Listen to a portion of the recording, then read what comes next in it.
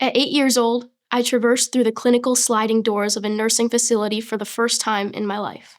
Armed with nothing but the mop of curls on my head and a muted smile, I was ecstatic to visit my grandmother, who was suffering from Alzheimer's disease.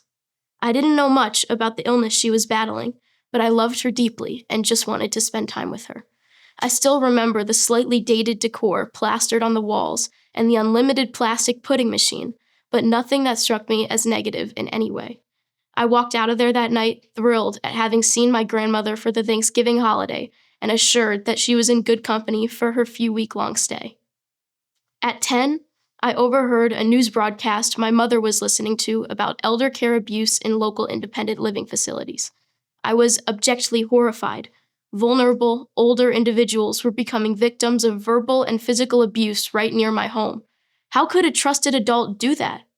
As a young kid, I knew nothing about the reality of nursing homes and ageism in the world around me, but I felt like I had just been slapped in the face with it.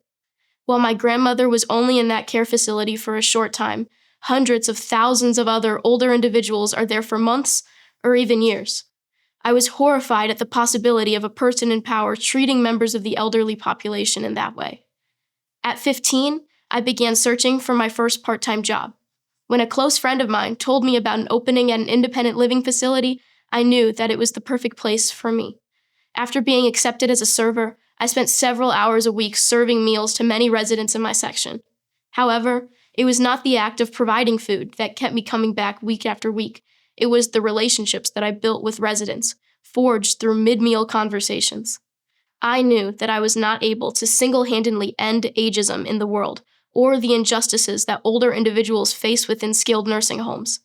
The smiles on the faces of those I was closest with, whom I conversed with daily, though, were part of me working towards the future I want to live in.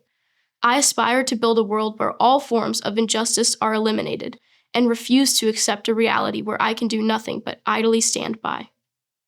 At 17, I have learned the true power of my voice.